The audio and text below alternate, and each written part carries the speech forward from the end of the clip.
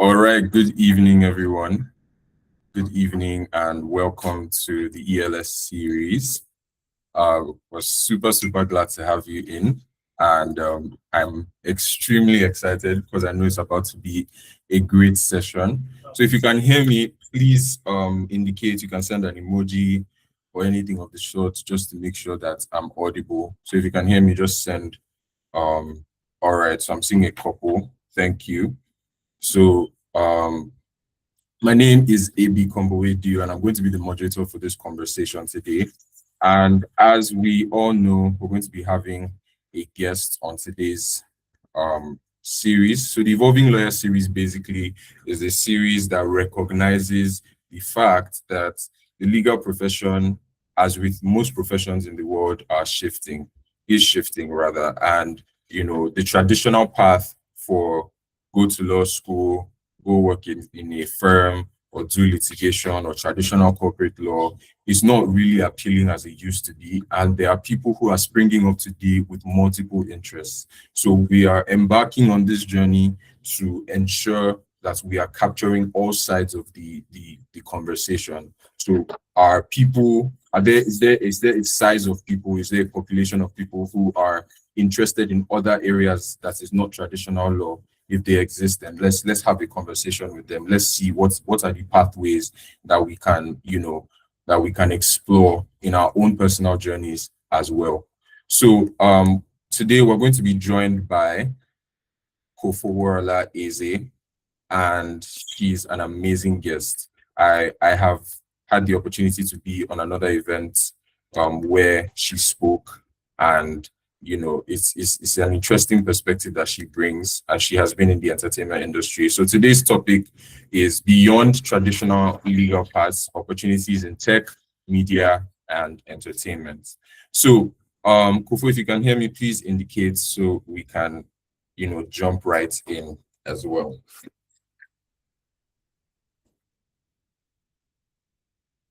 All right. So welcome, Kofo. So we're just going to kick off. How are you doing? Hi, Abby. I'm great. Hi, everyone. Good evening. Good evening. It's so Thank you good. for having me. Always, it's a pleasure. It's a pleasure.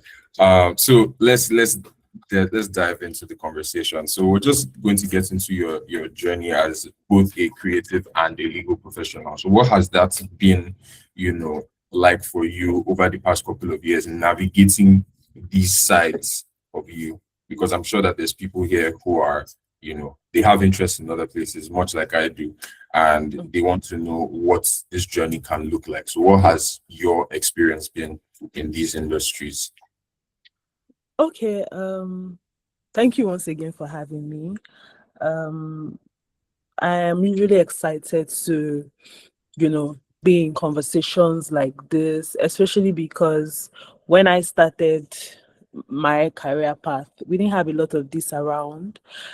So platforms where I'm able to, you know, inspire and speak to lawyers that are interested in this part or lawyers that are just evolving is really something that I always look forward to. So I'm just really excited to be on this panel.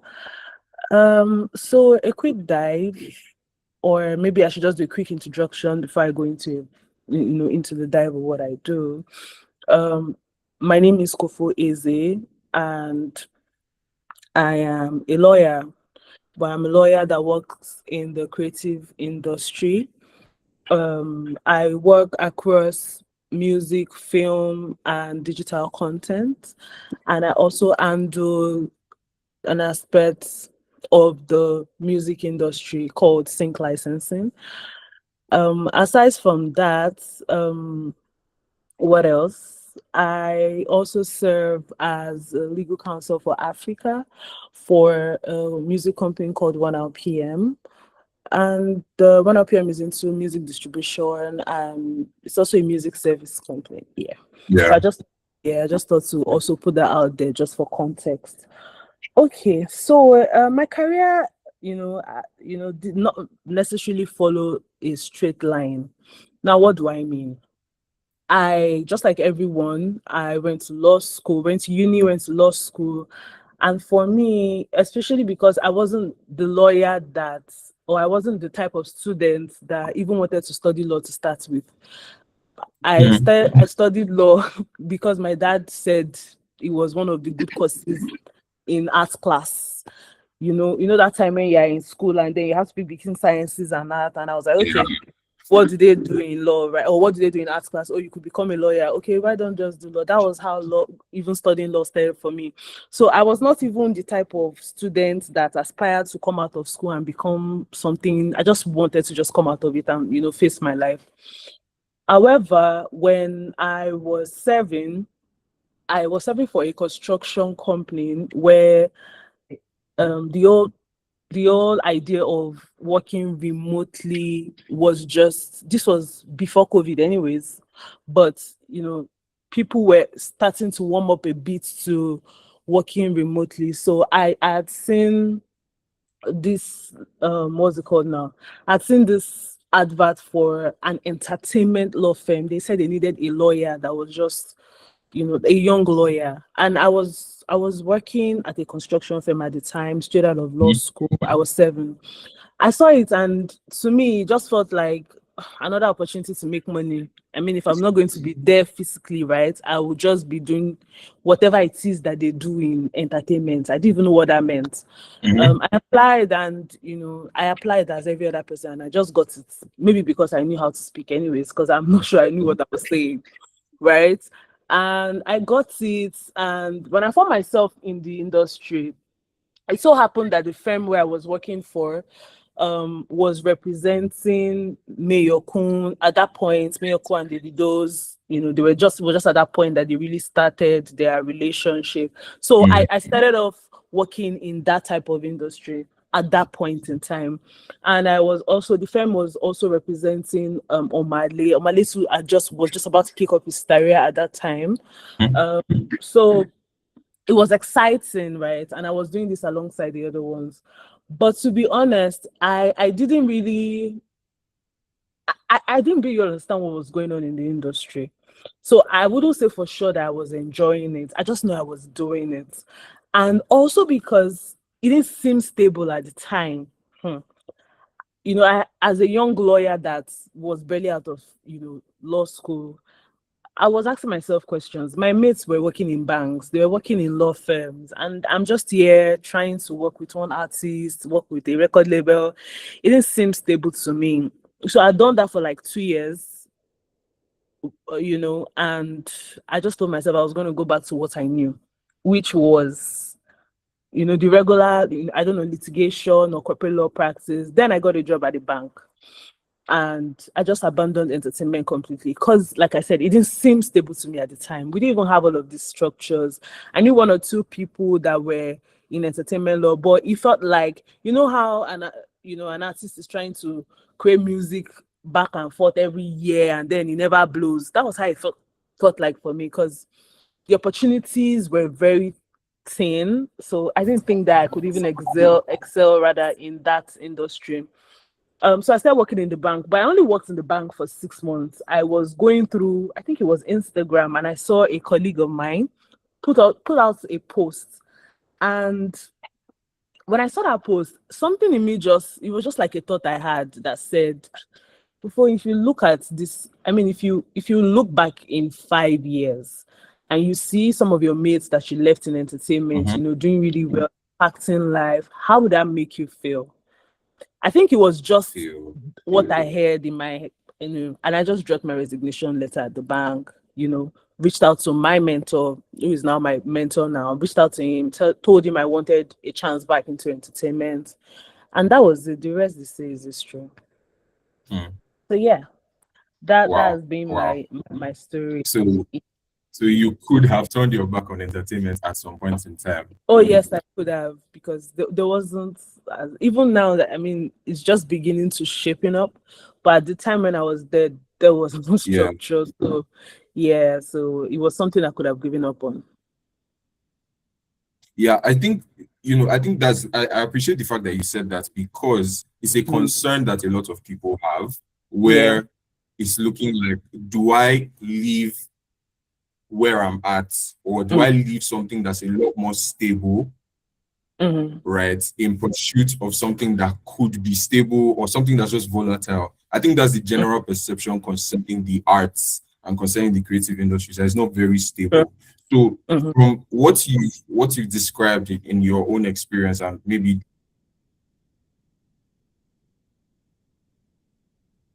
drawing from the experience of other of your colleagues, like creative industry is very Mhm. straightforward.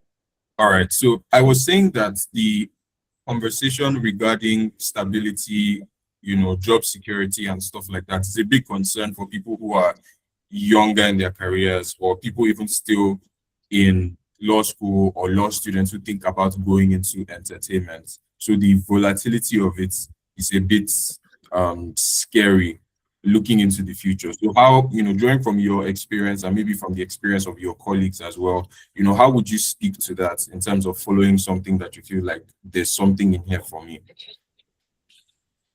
Okay, so I think one thing I would say is to first do not romanticize instability now. And at the same time, don't get paralyzed just by the fear of it.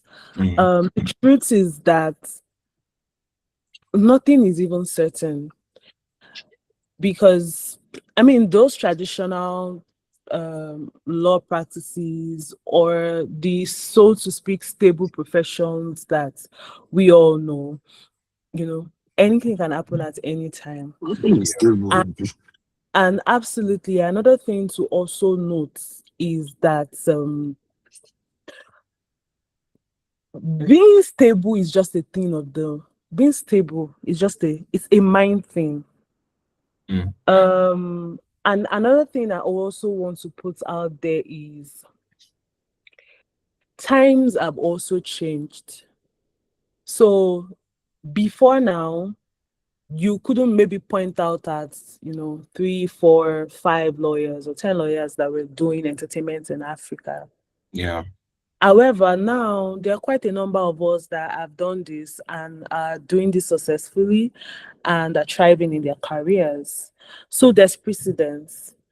yeah, So times have evolved. If you are passionate about the creative economy, if you're passionate about the creative industry, you shouldn't let things like you shouldn't let things as germane as stability, so to speak, mhm, take away the fear of what you're passionate about.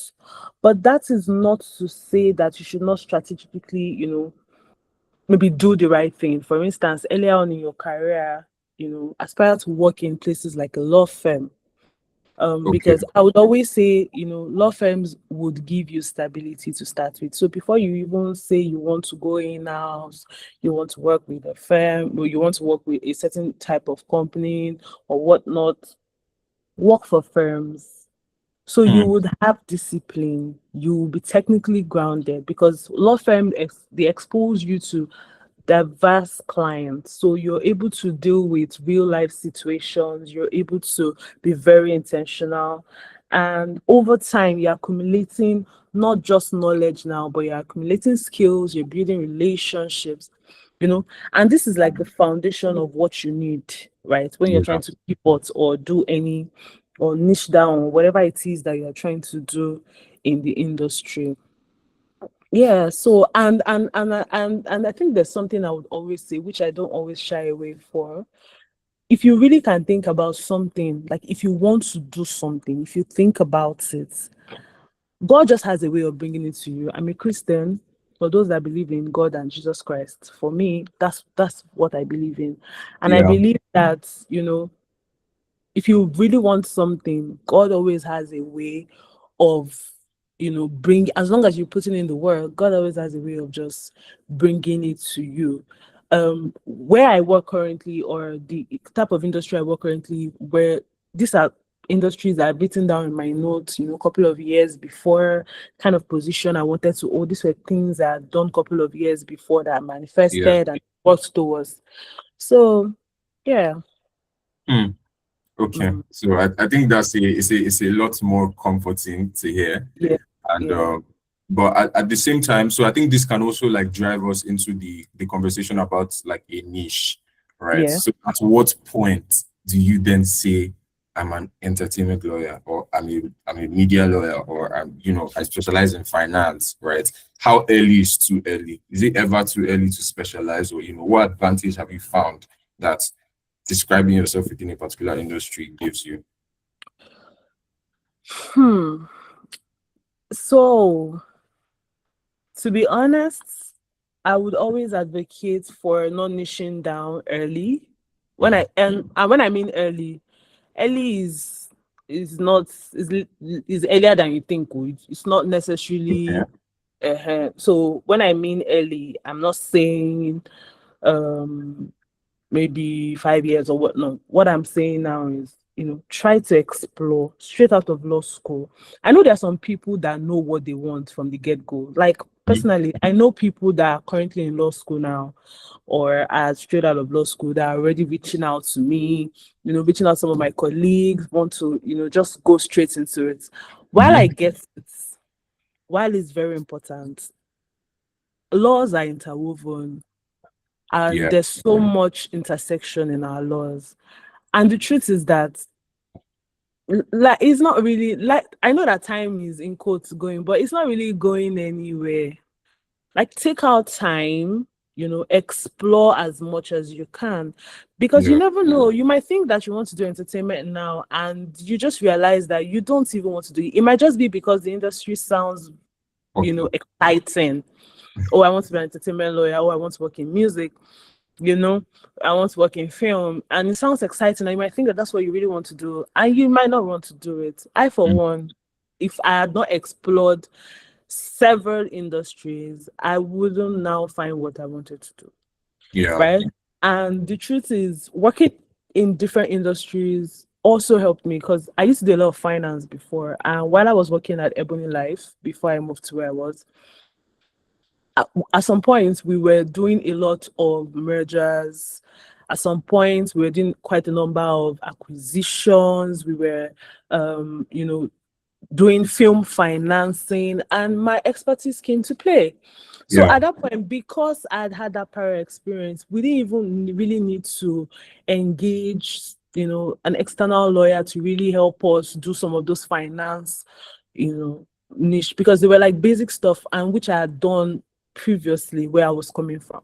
So my point is, explore as much as possible, and even exploring even helps you with exposure, because you find different practice areas, different types of client, different types of working styles, and then you use that time to pay attention to what actually energizes you, what drains you. And maybe in your year three, you know 4, 2, 3, 4, depending on how fast of a learner or how quickly you're able to adapt, then you start to strategically, move towards a certain direction. And thank God for social media now, you can start to position yourself as that type of lawyer and then just see how it goes. And guess what? Even if you had worked in entertainment or you've put yourself out there as working in a particular industry, doesn't mean that you cannot switch again. If you feel like, I mean, right? Like, who wrote the rules, right? So I know somebody that used to work a lot in film, and right now I saw that she's doing corporate governance. So I mean, so who says you can pivot at some point when you feel like it's no longer serving you or you want to explore something new. So yeah. Okay. Yeah. I think that's great because it sounds like the narrative around creative industries and pivoting usually Mhm. sounds like I'm leaving the corporate and I'm going to creative. But this angle now also gives us the POV that we can also, you know, leave creative if you find that it's not serving you, and Mhm. which is also a point, we can point it out that if it's Mhm. not serving you, if you feel like even the creative stuff isn't serving you, you can also, you know, do a double take and look for other stuff. So thank you very much for that. And So to add to, sorry, okay, Abby, just to add to what you said, I just wanted to just, reiterate something. Now, entertainment law is a form of corporate law practice. I think it's a misconception that people actually have.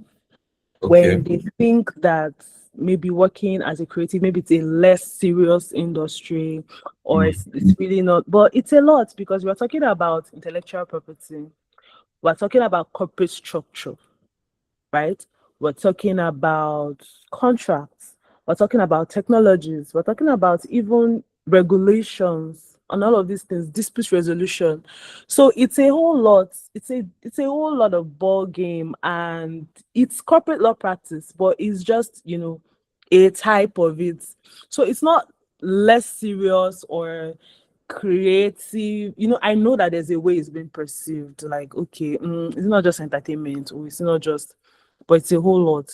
It's a different form of industry. And I think another reason why it's like that is because if you're working in the entertainment industry, for instance, as a lawyer, you are Mhm. not just a lawyer that understands the law. So if you are working as a lawyer in the industry, you need to be a business A business person. manager, so to speak. So you need to understand the business of entertainment. You need to understand how royalties work. You need to understand what it means to have a residual. How does Spotify pay? What's the percentage? How is it divided? These are the kind of things you need. So it is beyond understanding what the law says. So that's really how it works. It's still a form Mhm. of corporate Yeah. practice. Yes, it And is. I feel like, yeah, because some entertainment lawyers actually look like artists themselves. There's a couple of people moving around in the industry and say, are you guys even doing any, some Mhm. people try to talk down on the work and all of that. But, I think, thank you for clarifying that is Yeah, also corporate practice as well. yeah, yeah. So, for your journey and how you were able to navigate, what were the skills? You've mentioned IP, so of course you have to be very proficient in IP, but what other skills or experiences made the difference in your career that were probably not learning in undergraduate law or in law school? Hmm. I think that I mean, even if you did not do any form of IP in maybe uni or something, I know lawyers, the best lawyers are lawyers that know where to find the law, right? So not necessarily the lawyers that know the law, but you know where to find it. So understanding contracts is very important, because the bulk of the work that you do as a lawyer in this industry is transactional. So you need to understand contracts, the rules of contracts, how contract is drafted, how they're interpreted. Very important. You need to also, get familiar with the types of contracts in the industry.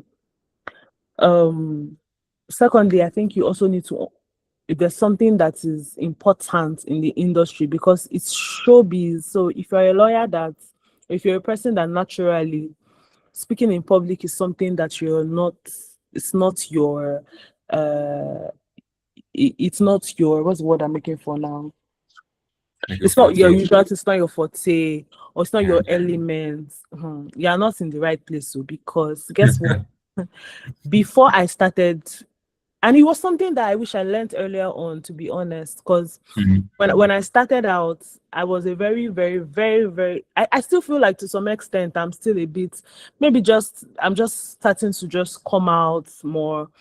But I was one of those people that would post I'm not even sure I ever used to post about anything in this life ever. I was just living my life. But if you are working in the industry, you need to build in public, because that's how the industry works. Because you're representing people, especially if you do not maybe work for a big organization and whatnot, and you're still trying to leave your mark. You need to start speaking. You need to start talking about legal issues in the entertainment industry. So because there's a massive gap, right? And so thank God we're in the era of content creation. I know that not everybody is going to become a content creator. For instance, I don't like looking at the camera all the time. I speak because I just have to because of my career. But if I could have it another way, maybe I wouldn't be speaking. But I'm in the industry and it's very important, it's a part of my job. And that's part of the reasons why I also took to LinkedIn, even more than Instagram, because for LinkedIn, I could write about my thoughts, I could pick on one or two issues, legal issues in the entertainment space, create more awareness about it, and just fill those gaps. So yeah, then another thing to do, depending on the industry you're trying to function in entertainment, is to get close to the ecosystem. So, for instance, if there are music showcase, if there's a film festival, there's a creator meetups, all those things, you need to always attend. It's not just for the creatives. You need to genuinely understand the world of these creatives. That's the only way you can, properly represent them. You made mention of something. You said some of the lawyers that you see, some of them, they look like artists and all of that. You need to look like that to represent them, to be very honest. You don't want to look too serious. Nobody is in the creative industry uh is going to think that you understand their language when they see you all suited up. Let me tell Yeah. you a quick story. I went for there was an entertainment law conference that happened sometime in, I think it was 2019. I'm not so sure Mm-hmm. of where of the but it was maybe 2019 or 2020. And I was already working in the entertainment industry, and because then I was already working in the record label, so I was very used to not wearing suits anymore. Yeah. Just wear your sneakers and your jeans and you're good. And I remember that I was going for that conference. So they had lawyers from, the top law firms, from the Banwos, the Laniwos, a lot of lawyers from the top law firms. We all came for that conference.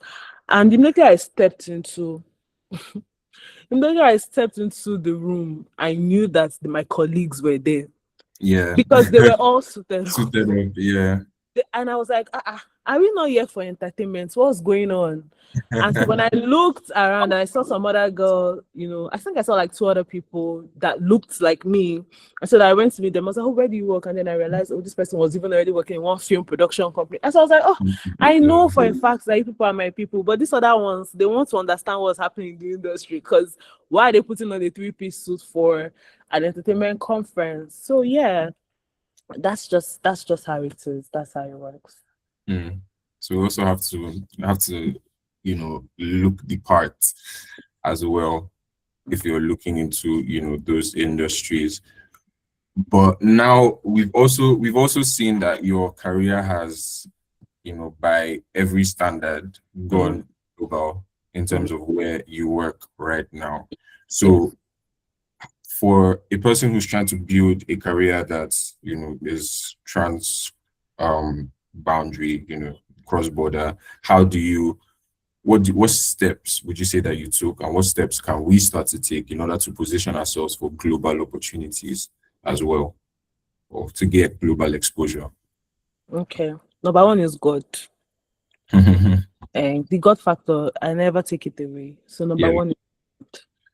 Number two, after God, is I always say that um so what makes you stand out, honestly, is not necessarily because you're the most intelligent one. There's so many intelligent people in the room that Yeah. won't get the opportunity that you will get. But I think what stands you out is being prepared. So by being prepared, I mean, even when you do not have the opportunity yet, what are you doing in the interim? Being curious and having commercial instinct. I made Mm. mention of how before now, I always wanted to work in a global company. In fact, to me, then I always say I wanted to work with Netflix. I wanted to work with. Then, if I wasn't even sure of the exact, can you hear me? Yes, I can hear you. Yeah, so I remember then I would go and look for who is the head of legal for Netflix, who is the head of legal for even where I currently work.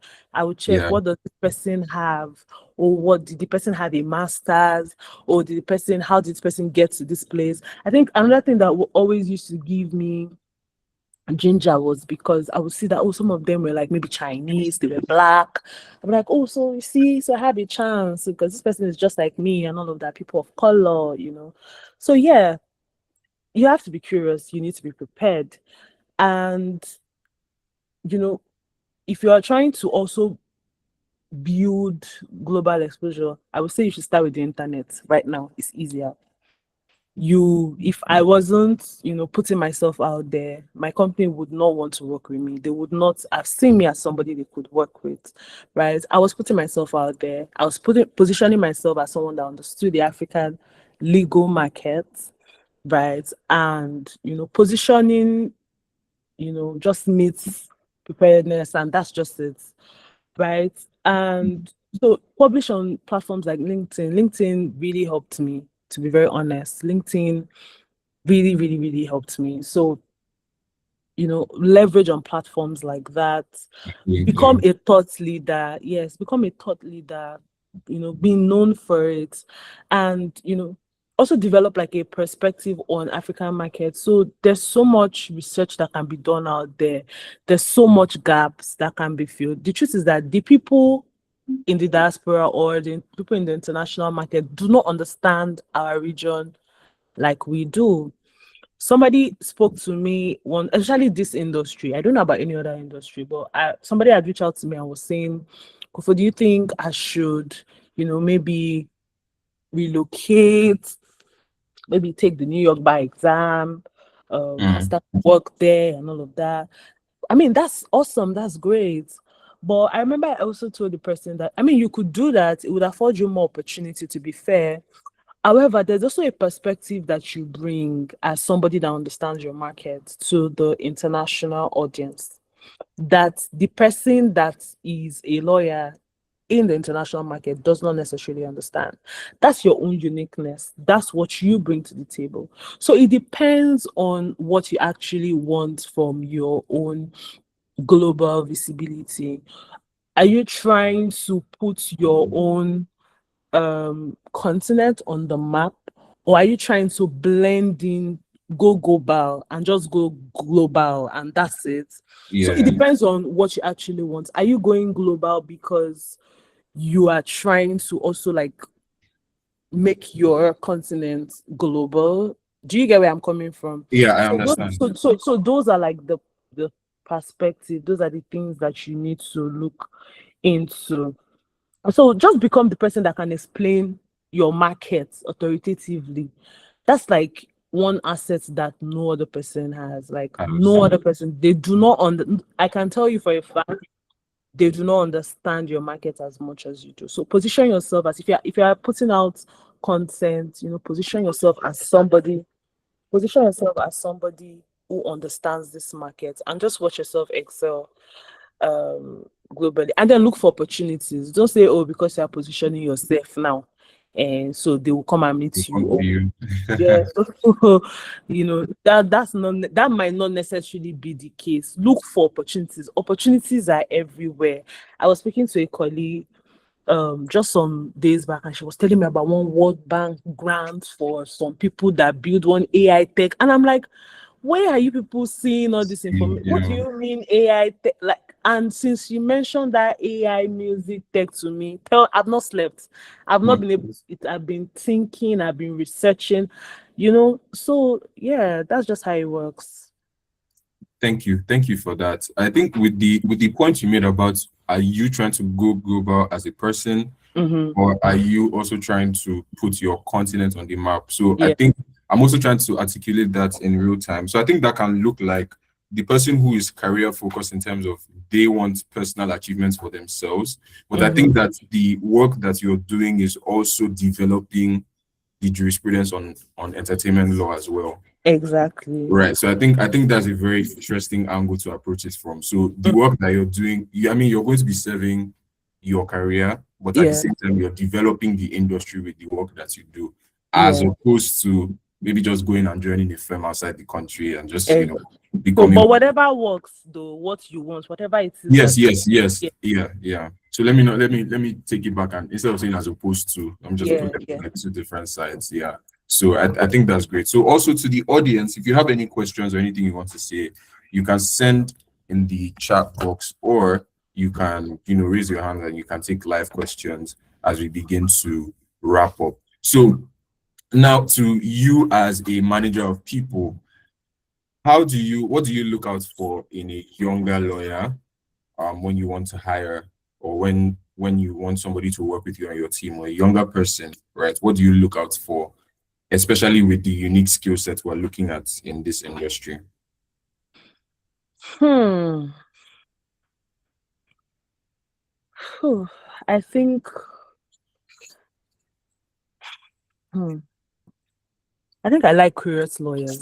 I think I've said curiosity more than 1 million times in this conversation.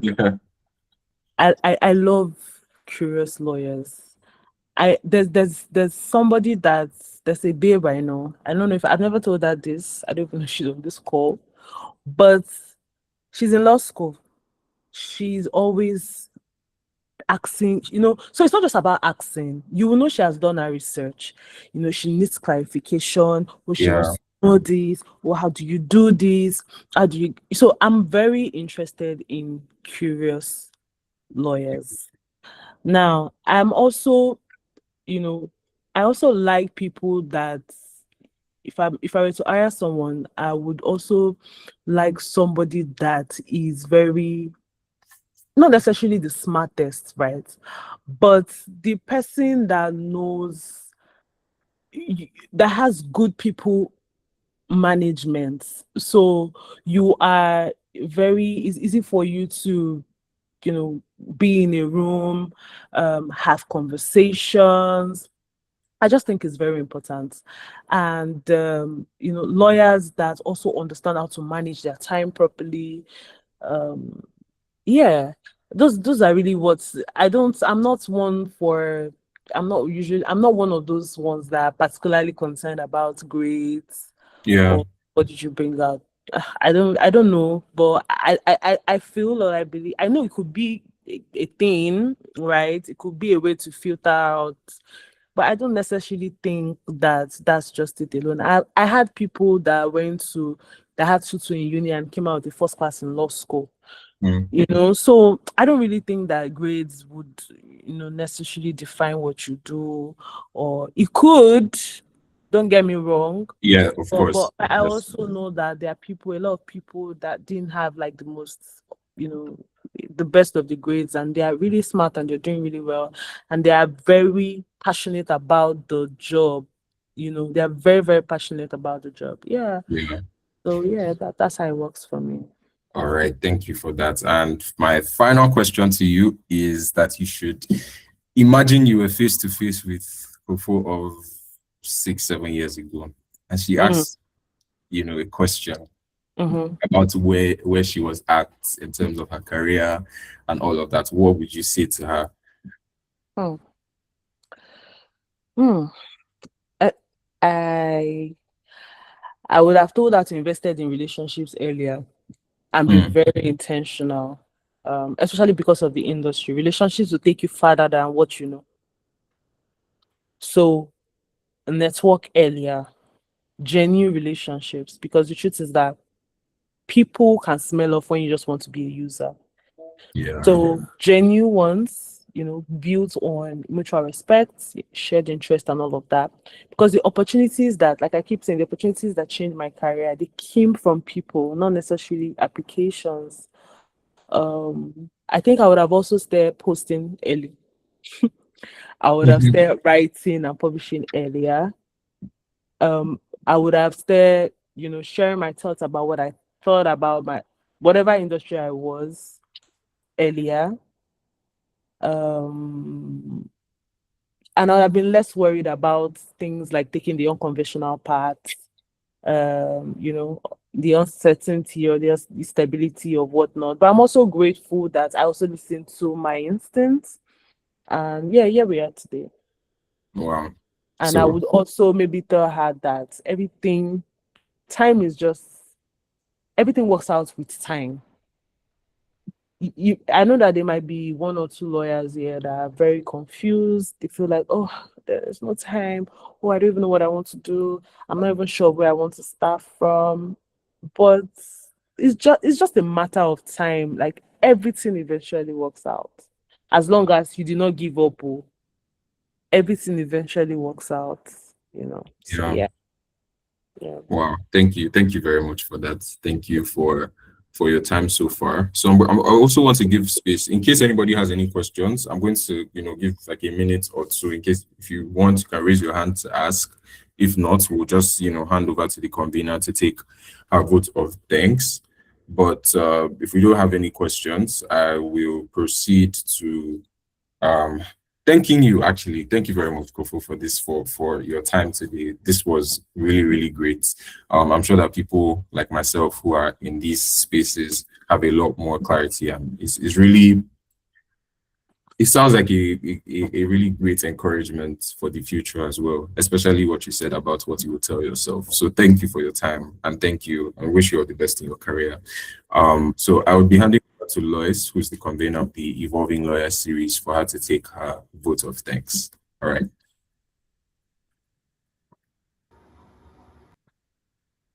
Hello, everyone. Good evening. Can you hear me? Yes. Yes, I can. All right.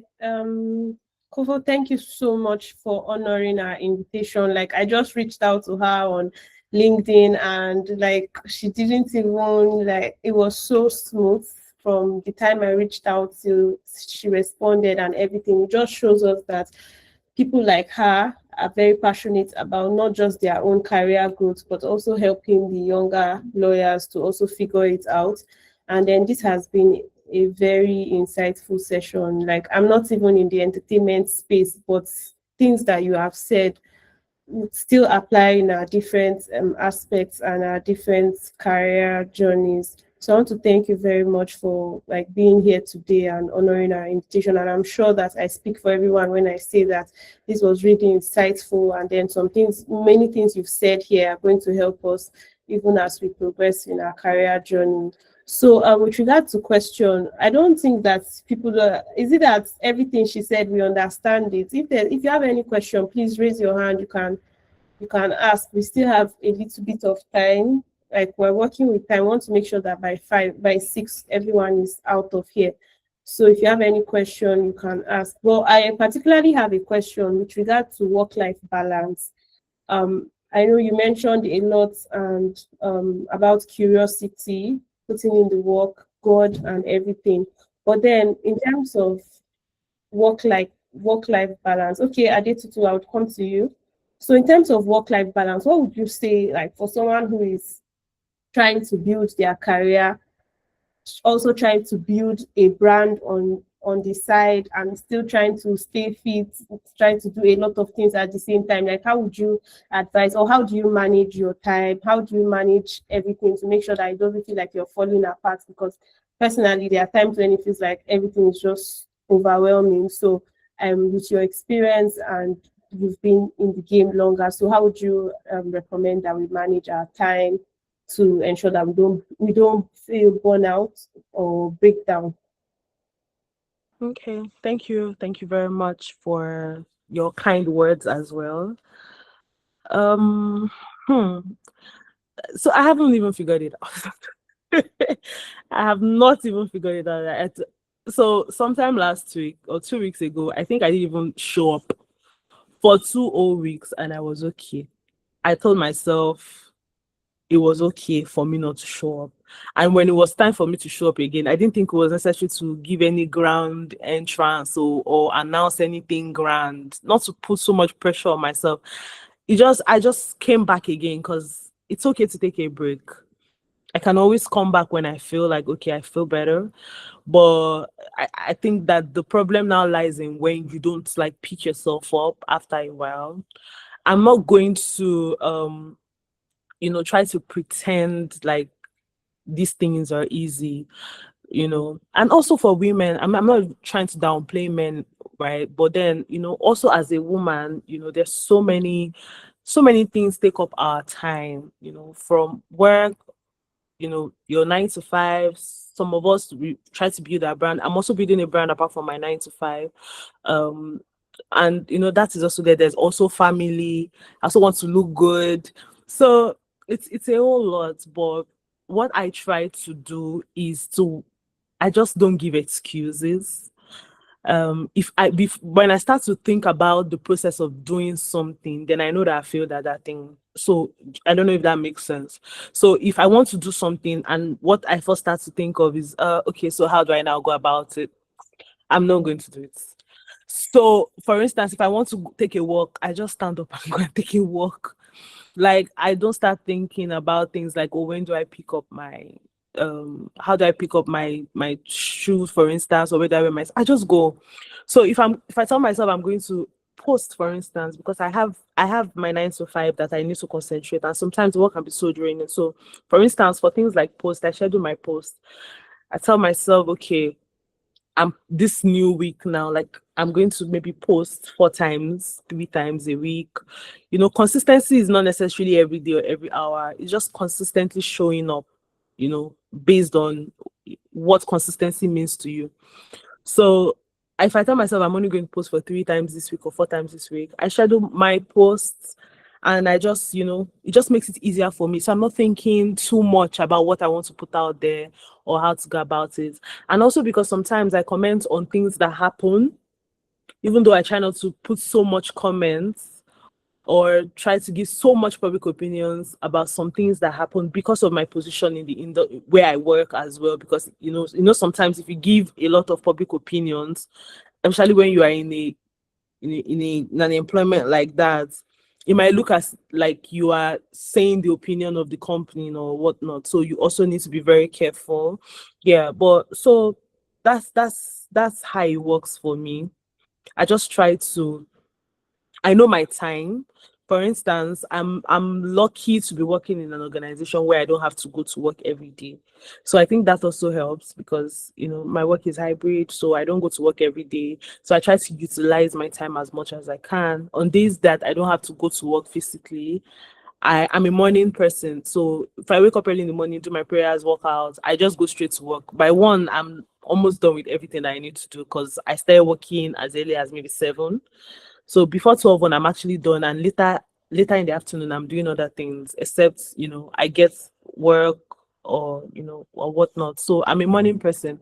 So I think it just depends on who you are, and then you just find a way around it. Nobody's necessarily busy 24 hours unless you're an actor, you're on set on something, or yeah, but you can always find a way to just proportion your time and just effectively work on your time and just rest, basically. Thank you so much. Thank you so much for that comprehensive response. And Yeah. so okay, Adetutu is asking, would you advise someone to do a master's in entertainment law? I mean, it could.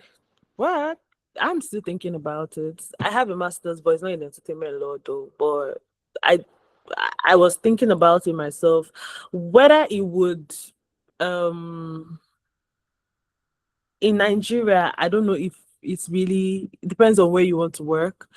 Maybe if you're trying to do an entertainment law so that maybe you relocate, become a lawyer in another part of the world, maybe in the US or in the UK, it could help, right? But for if you're trying to maybe broaden your knowledge, I think that maybe you could do something like register for I think it's now called, it was called Music Business for Africa now, but I don't know what, I think it's called Creative, I don't know what it's called now, CBA for Africa. You can check it out.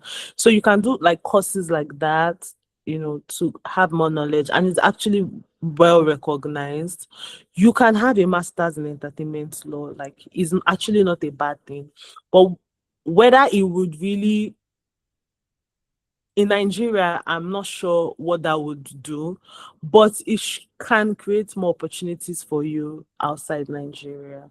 To be fair, it can create more opportunities for you outside Nigeria and help you. So yeah.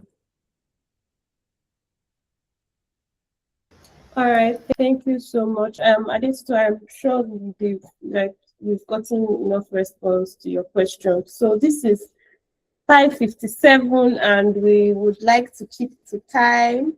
So thank you very much once again, Kofo, and we hope that if we ever have to call you again. We hope that you would show up for us. I just got a message from a participant saying that the best thing she did for herself was joining this